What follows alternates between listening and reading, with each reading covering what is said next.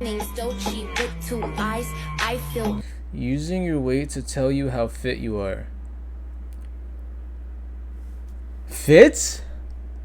How fit you are? How fit is based on your weight. You can be fit and unhealthy. Alright guys, so today we're going to react to more anti-diet culture. People who do not care about diets.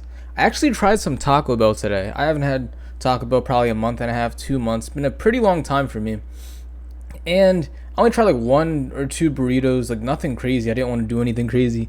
And it just felt horrible. Like it tastes good for like a good 5 seconds. But then afterwards, I wasn't feeling that great. Even in the gym, I kind of felt like I couldn't be at my full performance. Whereas if I was eating something healthier.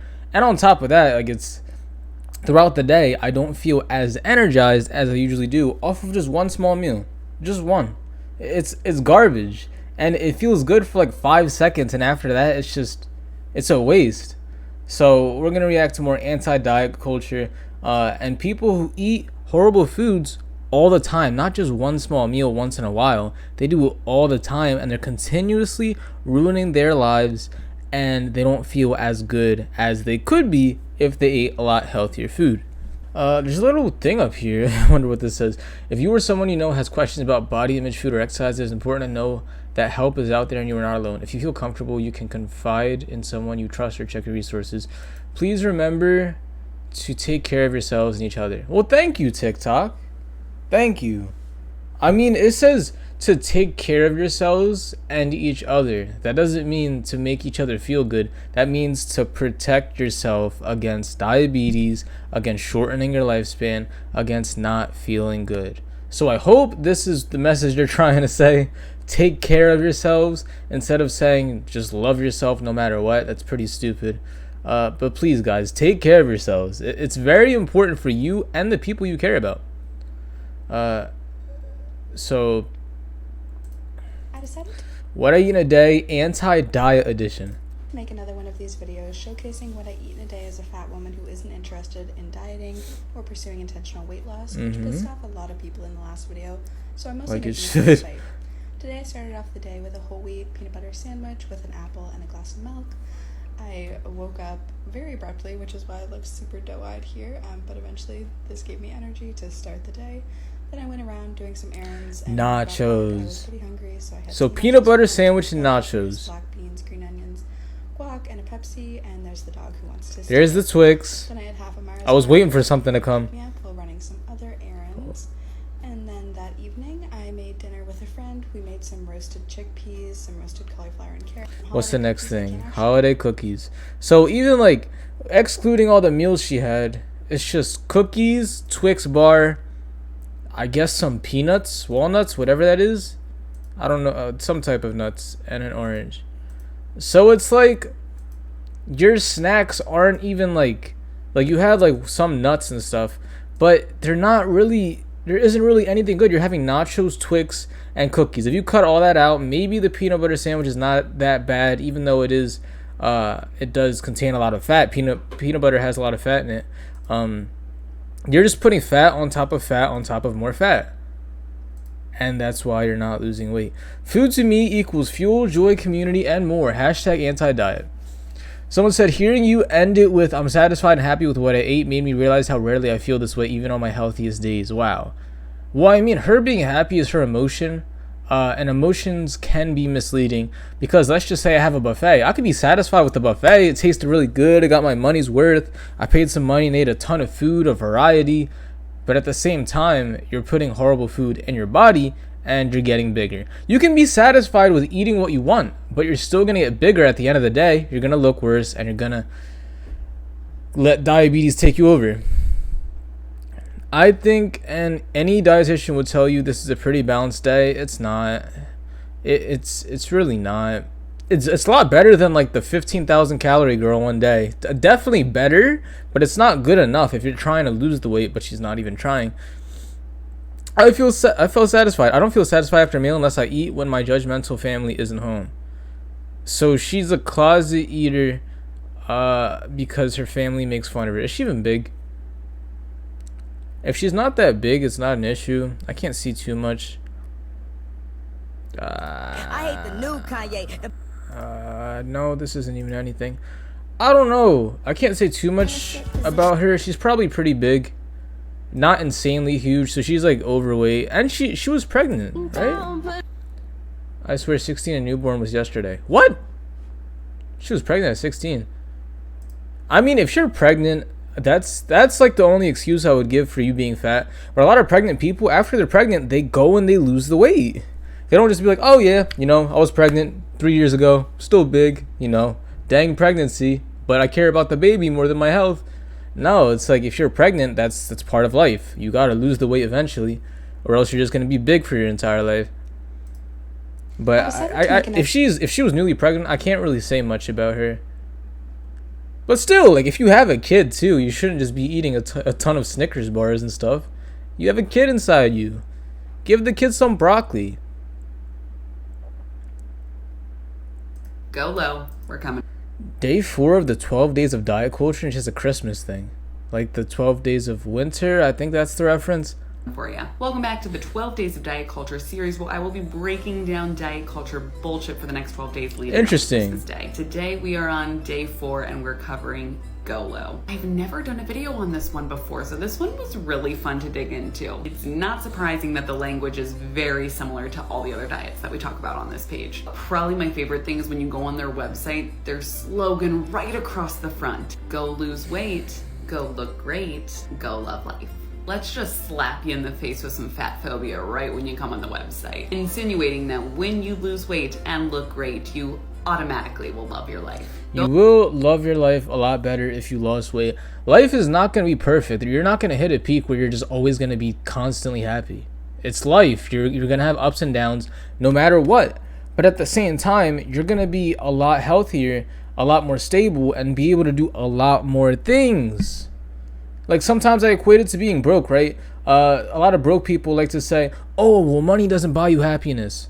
Well, yeah, but if you have money, it could buy you things that can make you happy for a short period of time. Like you can't have a full-on family if you don't have a lot of money. You're gonna struggle. You're probably gonna skip meals if you're really broke. Like how are you gonna? It's the same thing. Like if you're really fat, you can still enjoy some aspects of your life, but there's going to be so much other things that you can miss out on. Maybe you can't get a certain relationship because you're fat. Maybe you can't go on certain rides on the roller coaster because you're too big. Or if you don't care about roller coasters, maybe you were missing out on some other opportunities in life. Maybe even a job promotion or even getting a job because you're too big to get in a job. The current thing I'm doing, they literally said that you have to live a healthy lifestyle because of the things we promote to be in this job. So there's going to be some opportunities you miss on that could potentially better your life if you lost weight. So it makes it better. It definitely does make it better, but no, it's not going to magically solve all your problems just because you're not big. That's not what people are saying at all. Do not sell marijuana to my husband. What? Okay. I mean it. Anti-diet culture, don't suffer, you only live once. Okay, so I guess she's saying, what's it called? The people who are eating salads and stuff, the big people, the fat acceptance community says you only live once, you might as well eat whatever you want. I think that's what she's trying to say here, not entirely sure. But even so, if you sacrifice things in your life, you get rewarded for sacrificing. If I sacrifice my taste buds and go eat a salad and eat something healthy, I'm gonna look better, I'm gonna feel better, and all this other benefits that you guys already know. So it's like, in life, no matter what you do, you're gonna have to sacrifice a lot of things and do stuff you don't like doing to get rewards that are gonna benefit you for the future. So it's kind of weird that people just think life is all about being happy all the time. If you chase being happy all the time, you're always gonna be depressed and sad. That's just it. Dolce. Things fitness influencers tell you are healthy but are signs of disordered eating? Why don't you introduce yourself to the class? Let's see this. Okay? Show me. Hi, my name. Prioritizing low calorie over nutrient dense. I mean, if you're big, you have to suffer and eat less than what you're used to, so you can lose weight. You can't be healthy and fat at the same time. I'm going to say that again, because there's a lot of misconceptions with this. You cannot be fat and healthy at the same time. If you're maintaining the same weight, you're like 280 pounds at 5'5", no, 5'5" is crazy, at like 5'8", 5'9", still, you're 280 pounds, you're huge. If you just switch your diet and you maintain and you're eating healthy, you're still not healthy. You still have all that fat that's stuck on your body. So I mean, yeah, you can eat nutrient dense foods, but if you're still not eating low calories, you're still gonna be huge. You're still gonna be at risk. Using your weight to tell you how fit you are. Fit? How fit you are? How fit is based on your weight. You can be fit and unhealthy. You could eat horrible foods, but eat in a low calorie, like eat low calorie foods, and you're still gonna be fit, because being fit is like being proportional to your body size. It's like I'm more defined than overweight people because I eat less. Well, I actually eat, around 2,000 calories, but I have the weight to be able to maintain. Whereas if you're not fit, you can still eat 2,000 calories, but your body's not proportional. You got a double chin, you got biceps on the wrong part of your arms, and you have no definition. That's just how it is. So being fit is all about weight. Anxious when I'm high. Tracking every calorie macro. Honestly, I don't even think it's that hard to track calories. Like, usually what I do is just look at the nutrition facts and I just guess. I'm like, all right, 200 calories, 500 calories here, 700 calories. That's around maybe, 1,200 calories. Don't know the exact number because I don't care, but I shouldn't be eating like 3,000 more calories today. Like, it's not that hard to track what you eat. Sure say I talk too much. Mom. Earning food with cardio. I never really say this. Earning food with cardio. I mean, I just say keep around 2,000 calories. Less if you're trying to lose. I don't really believe in, oh, hey, you ate too much calories today, you should just go run for an hour. No. If you want to do that, sure, you can definitely do that and help you lose more, but just eat food and don't overeat. It's not that hard.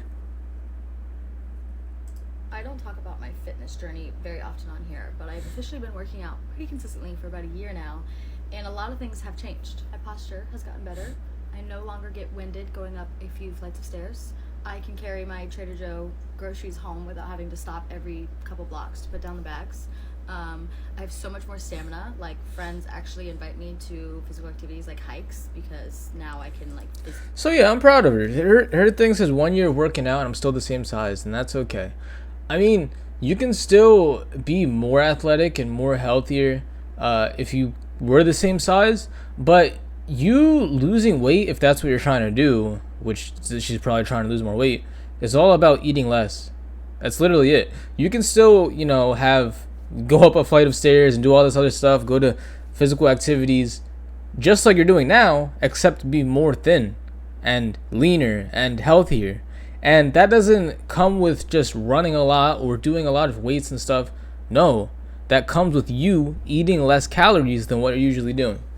So it's a start. She's definitely getting better, but I still wouldn't categorize her as healthy as if she did lose some weight.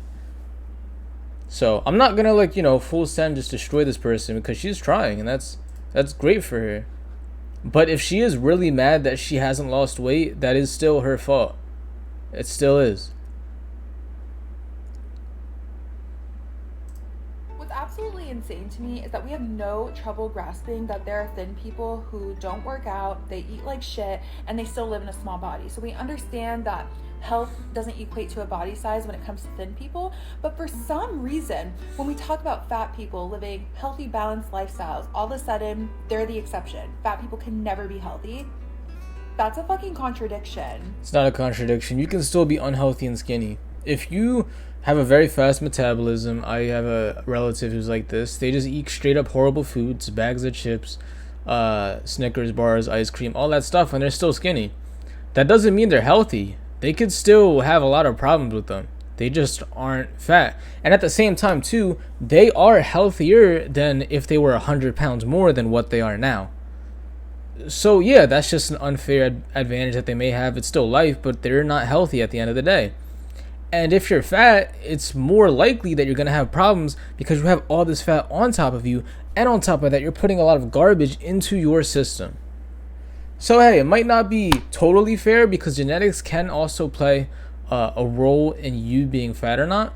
But genetics does not play the majority of the role. It's just a small portion. You can have a slow metabolism, fast metabolism.